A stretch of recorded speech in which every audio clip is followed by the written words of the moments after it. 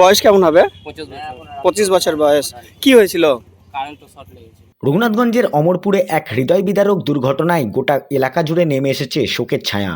বাবাকে বাঁচাতে গিয়ে 11,000 ভোল্টের উচ্চ ক্ষমতা সম্পন্ন বিদ্যুৎ লাইনের তারে জড়িয়ে মর্মান্তিক মৃত্যু হলো তরতাজা যুবকের।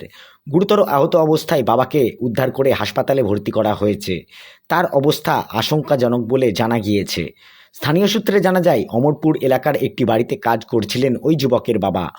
বাড়ির ছাদের ওপর দিয়ে বিপজ্জনকভাবে চলে গিয়েছে 11,000 ভোল্টের বিদ্যুৎ লাইন।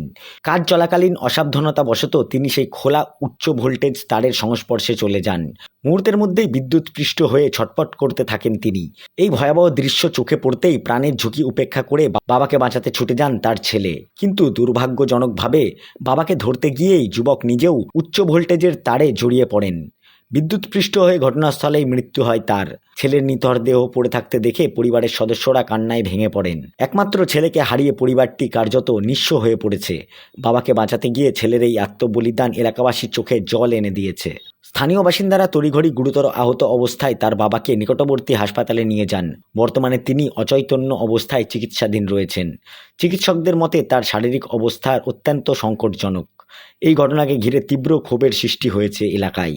স্থানীয়দের অভিযোগ, দীর্ঘদিন ধরেই অমরপুর এলাকার বিদ্যুতের খোলা ও ঝুলন্ত উচ্চ ভোল্টেজের তার নিয়ে বারবার অভিযোগ জানানোর পরেও বিদ্যুৎ দপ্তরের পক্ষ থেকে কোনো পদক্ষেপ নেওয়া হয়নি। ঘটনার খবর পেয়ে রঘুনাথগঞ্জ থানার পুলিশ ঘটনাস্থলে পৌঁছে মৃতদেহটি উদ্ধার করে এবং ময়নাতদন্তের জন্য পাঠায়।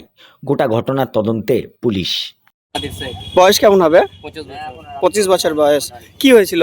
কারেন্ট শর্ট লেগেছে। কোথায় ওটা? দোতলার উপরে কাজ করছিল ও পার্সোনাল। হ্যাঁ, যে করে হোক এটা দুর্ঘটনা ঘটে। ওই দোতলা বলতে উমরপুরে নাকি? নবমপুরে। ওই কোন তারে হাত দিয়েছিল?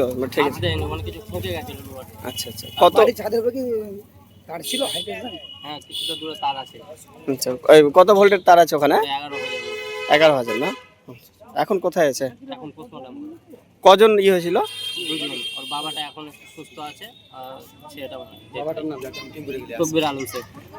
বাবাকে বাঁচাতে গিয়ে কি ছেলেরই হয়েছে? বাবাকে বাচ্চা দিয়ে ছেলে মারা গেছে।